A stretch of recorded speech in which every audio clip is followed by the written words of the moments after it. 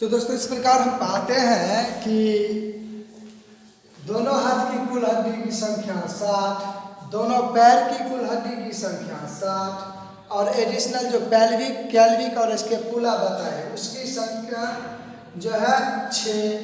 तो कुल मिला के 126। ये मेरा एपेंडिकुलर बोन्स जो है वो कंसेप्ट क्लियर होता है। बताए थे ना एपेंडिकुलर से जो है 126 हड्डी होती है वो क्लियर है।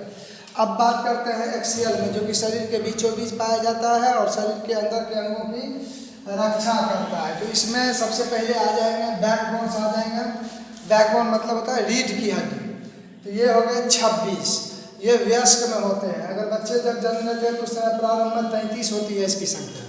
तो बैकबोन की संख्या 26 हो गई। उसके बाद रिब्स यानी पसलियों की संख्या 24 हो गई।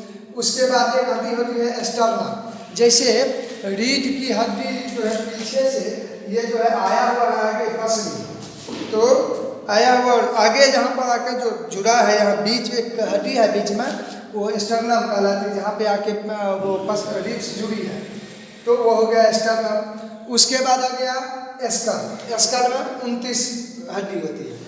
तो और स्कल में भी इसमें भी 4 हो गए। क्या तो चेहरा एक भाग चेहरा का हो गया जिसमें 14 हड्डी। उसके बाद कान हो गया दोनों, तो इसमें हो गया 6 हड्डी। एक हाईलाइट हड्डी होती है गले में छिपी हुई, वो हो गई। 8 हो गए कपाल में जो क्रेनियम नाम की हड्डी होती है वो हो गई। तो कुल यहाँ पर देखते हैं कि यहाँ भी कुल संख्या हो गई 80। तो यहाँ पर जो है एक्सियल बोन्स इक्वल टू 80 बताए थे पहले, वो भी कंसेप्ट क्लियर हो गया। यानी एपेंडिकुलर और एक्सियल को जोड़ दीजिए तो हड्डियों की संख्या कितनी हो गई 126 और प्लस 80 इक्वल टू 206 हो गया। यहाँ कंसेप्ट क्लियर है। अब बात करेंगे इसमें कुछ इंपॉर्टेंट पॉइंट है। जब सबसे पहले शरीर की जो सबसे छोटी हड्डी होती है वो स्टेपीज होती है, जो कि मध्य कान में पाई जाती है और ये सबसे छोटी होती है। उसके बाद अगर सबसे बड़ी हड्डी की बात की जाए तो सबसे बड़ी हड्डी जो होती है वो फीमर होती है, जो जांघ में होती है। उसके बाद अगर शरीर में सबसे कमज़ोर हड्डी की बात की जाए तो वो कैल्विक होती है, जो कि मैंने अभी बताया है पहले। कैल्विक वो जो है इसको हौसली भी बोलते हैं अपनी भाषा में। तो ये सबसे कमज़ोर हड्डी होती है। उसके बाद सबसे मजबूत हड्डी की अगर बात करें तो वो जबड़े की हड्डी होती है, जिसको डेंट्री बोलते हैं। तो ये जबड़े की हड्डी सबसे मजबूत हड्डी होती है। उसके बाद अगर सबसे चमकीली हड्डी की बात की जाए तो वो चमकीली हड्डी जो होती है वो टिबिया नामक हड्डी होती है। और उसके बाद ये टिबिया, जैसा कि मैंने पहले बताया था केवनी वाले हड्डी में जो बताए थे उसमें। उसके बाद पैर की हड्डी जो होती है वो खोखली होती है, ध्यान रखिएगा। उसके बाद जब हम बैठते हैं तो उस समय ईसियम नामक हड्डी पर में जोर पड़ता है। ईसियम नामक हड्डी पर में, जो कि पैल्विक का एक भाग है। पहले बताए थे पैल्विक जो हड्डी होती है कमर के दोनों बगल वो महिलाओं की चौड़ी होती है और पुरुषों में थोड़ी पतली होती है। उसके बाद साइनोवियल नामक एक द्रव्य पाया जाता है, जिस द्रव्य की कमी के कारण गठिया रोग हो जाता है। उसके बाद बात करेंगे जॉइंट्स के बारे में, यानी संधि के बारे में।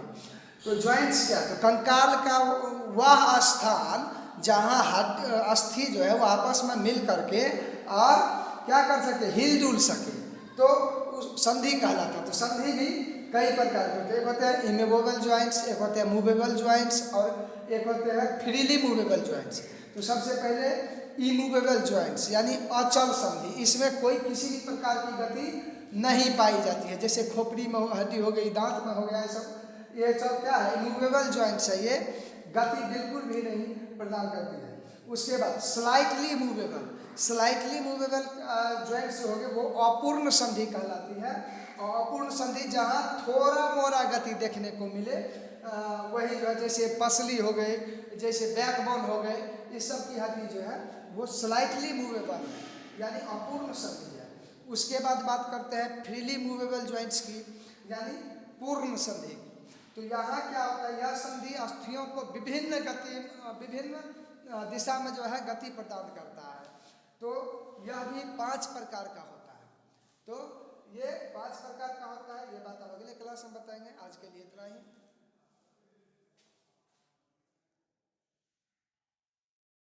जैसा कि मैंने अभी जॉइंट्स की बात की, ये 5 प्रकार के होते हैं। इसका जो पहला प्रकार है वो है बॉल एंड सॉकेट जॉइंट्स, जिसको कि कंदुक हल्की संधि भी बोला जाता है। इस प्रकार के संधि में क्या होता है कि एक खाली स्थान होता है और जो हड्डी से जुड़ती है उसका ऊपरी भाग क्या होता है, गोल होता है, और ये जो है सभी दिशाओं में गति प्रदान कर सकते हैं, घूम सकते हैं। जैसे पेल्विक और फीमर की हड्डी को देखा जाए तो। और उसके बाद स्कैपुला ह्यूमरस को भी देख लीजिए। उसके बाद आता है हिंज ज्वाइंट, इसको हिंदी में कब्जा संधि बोलते हैं। हिंज ज्वाइंट में क्या होता है, तो यह इस प्रकार के संधि में केवल एक ही और गति करने की अनुमति होती है, जैसे कहनी हो गया, घुटना हो गया। उसके बाद आता है पीरक ज्वाइंट्स। पीरक ज्वाइंट्स को हिंदी में खूंटी संधि बोलते हैं। इस प्रकार के इसका जो आकार होता है वो खूंटी के समान होता है और यह जो है एक दूसरे के ऊपर रखी हुई रहती है।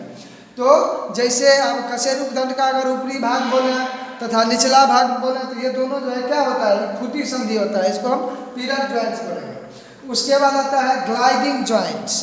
तो यह जो है एक दूसरे इस प्रकार के ज्वाइंट्स में जो है हड्डी जो है एक दूसरे पर फिसलती है और थोड़ा गति भी प्रदान करती है। जैसे कार्पल की बात करें, जैसे टार्सल की बात करें, तो इस सब में क्या है, ग्लाइडिंग ज्वाइंट्स है।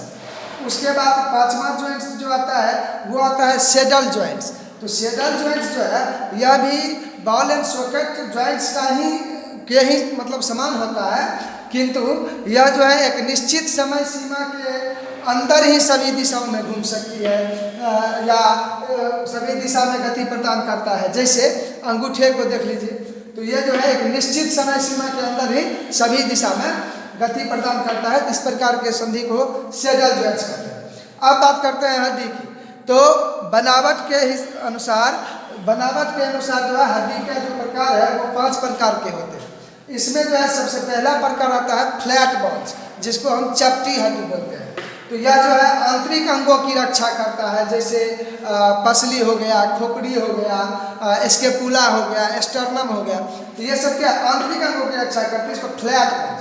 उसके दूसरा रूप जो आता है लॉन्ग बोन्स आता है, जिसको हम लंबी हड्डी बोलते हैं। यह जो है भार रोकती है, जैसे हाथ और पैर की हड्डी होगी। उसके बाद तीसरा जो प्रकार आता है वो शॉर्ट बोन्स आता है, इसको हम छोटी हड्डी कहते हैं। तो छोटी हड्डी जो है यह आकार में छोटे होते हैं और स्थायित्व प्रदान करते हैं, जैसे टार्सल और कार्पल की बात कर लें। उसके बाद आता है इरेगुलर बोन। इरेगुलर बोन को बोलते हैं हम लोग अनियमित बोन। सबसे पहले तो नाम से ही स्पष्ट है, इसका आकार अलग अलग होगा, ठीक है। और यह जो है हल्का गति प्रदान करता है, जैसे बैक बोन्स की हड्डी को ले लीजिए।